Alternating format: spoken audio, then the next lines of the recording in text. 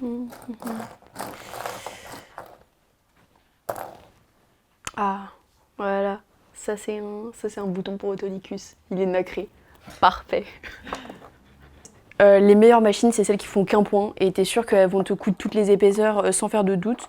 Mais en vrai, moi je me suis dit que je préférais avoir plusieurs points. Surtout que comme j'aime bien faire des trucs décoratifs, bah, c'est quand même pratique de pouvoir avoir toutes ces options sur une même machine. Je m'appelle Lila Chirol et ici on est dans mon petit appartement et c'est ici que je pratique la majorité du temps du coup, mon métier qui est costumière pour le théâtre, cinéma et plus généralement le spectacle vivant. J'ai commencé à m'intéresser à cette filière-là qui est quand même assez particulière parce que depuis que je suis jeune, j'ai pratiqué beaucoup d'arts du spectacle différents. J'aime beaucoup les vêtements et je me suis dit que j'aime bien observer comment les gens s'habillent, est-ce que ça raconte d'eux et je me suis dit qu'en fait faire ça au théâtre, ce serait sympa parce que en fait par le costume on essaye de révéler l'intériorité du personnage et donc il y a ce lien de causalité qui se crée. J'allais pas mal au théâtre, surtout jusqu'à mes 12 ans. C'est vraiment en études où j'ai repris cette habitude où on allait au minimum une fois par semaine voir du théâtre, de l'opéra, du cirque. Et là vraiment je me suis dit ah bah je me suis pas trompée et j'étais trop contente de pouvoir réavoir ce rythme de vie et encore bah du coup aujourd'hui je vais très régulièrement au théâtre. À Paris notamment il y a des contrats où en fait on est embauché comme des apprentis pendant 2 ans et donc du coup on reçoit un salaire qui est moins bien sûr que les fixes mais on est sûr en fait d'avoir du travail pendant 2 ans et de remplir les heures d'intermittence tout en étant en fixe. Donc on va dire c'est quelque chose qui est vraiment fait pour aider les jeunes dans ce métier mais il n'y a qu'une place par théâtre tous les 2 ans quoi. Je pense que le théâtre aujourd'hui il est un peu niche, mais c'est parce qu'il y a un manque de renouvellement et que en fait l'art contemporain est vraiment poussé à l'extrême. On va un peu au bout de ce qui peut être fait, ce qui peut un peu déconnecter quand on n'est pas un spectateur habitué de ce qui se passe. Je pense que les films, enfin le fait de visionner des films, ça s'est propagé parce qu'on peut le faire à la maison et qu'on a un peu plus tendance à rester chez nous et prendre ce qui est accessible. Mais que c'est vraiment quelque chose qui va revenir parce que c'est un art qui est complètement ancestral et qui est vraiment ancré dans notre culture et qui est profondément humain. Le moment unique en fait d'une représentation, je pense que ça va de nouveau attirer les gens et en tout cas j'espère avec mes costumes, j'ai l'ambition de rendre le théâtre plus accessible et de le remettre sur l'avant de la scène.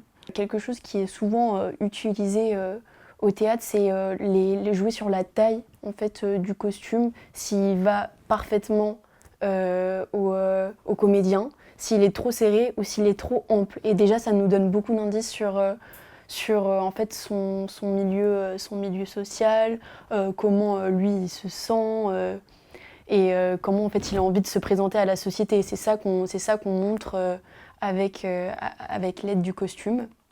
Je pense que quelqu'un qui n'est pas du tout sensible à ça, bien sûr, n'en a aucune conscience de tout le travail, en fait, de toute la pensée qu'il y a derrière. Et même juste dans le costume contemporain, en fait, c'est des heures et des heures de recherche, d'essais avec les comédiens et de dialogue pour arriver en fait, à une silhouette qui parlera ou pas aux spectateurs. Pour faire des tests, en fait, pour montrer un peu concrétiser ce qui se passe dans notre tête parce que c'est vraiment l'enjeu de ce métier quand on fait la conception. Ça peut vraiment se transcrire sous plusieurs formes. Ça peut être des recherches textiles, donc là c'est vraiment venir travailler la matière, faire des propositions si on veut se baser autour de ça.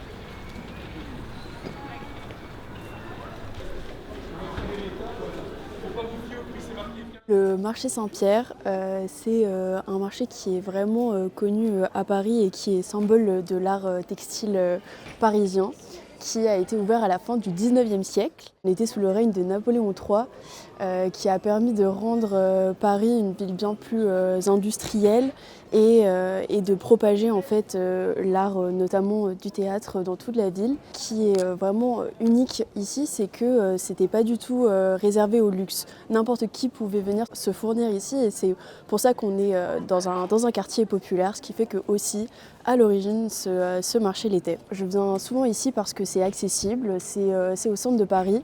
Même si j'achète pas forcément mon tissu ici, ça me permet d'avoir un premier aperçu en fait de ce que je veux en fonction de mon dessin. J'ai ma maquette et j'ai déjà réfléchi moi-même un peu à une idée textile parce que je les connais, mais je sais pas forcément ce que je vais trouver et il faut aussi que je me renseigne sur le prix parce que forcément ça change beaucoup. Donc là par exemple j'imaginais une mousseline de soie, mais ce qui est très cher. Donc peut-être je vais pouvoir trouver un tissu qui a des qualités assez similaires et il faut que je vois déjà en regardant les couleurs si ça pourrait aller par exemple avec les lumières. Donc à ce moment-là, je vais prendre en fait des photos des tissus que je vais pouvoir transmettre à l'équipe lumière qui pourra me dire si par exemple dans telle scène il y a une lumière spécifique qui feront que le costume ne va pas ressortir avec les couleurs que moi-même j'ai pensé. Donc c'est aussi à ce moment-là qu'il y a des compromis qui s'opèrent en fait. À partir de mon dessin, à côté, je joins donc pour chaque personnage en fait une fiche avec des échantillons qui ont des qualités différentes, où on indique le prix avec le nombre de métrages qu'on aura besoin pour tel costume. Donc par exemple ici c'est assez similaire à ce que j'avais imaginé donc, quand j'ai dessiné cette silhouette, on le voit ici.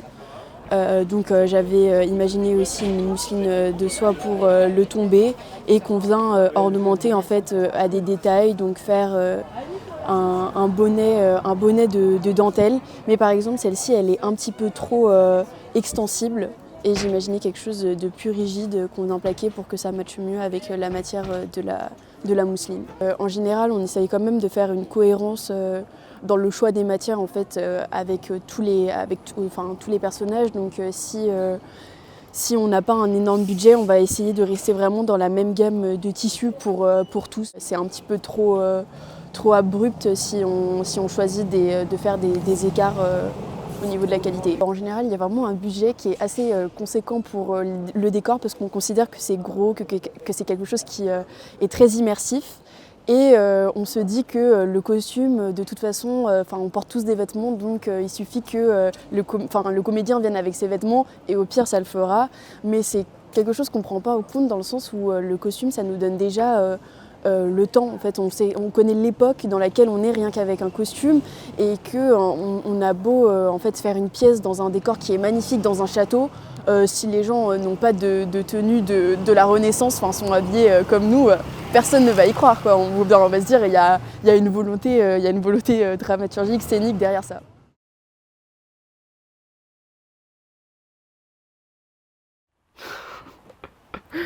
Il y a un comédien là qui en fait voulait un pantalon, donc ils lui ont fait un pantalon sur mesure en 2 jours.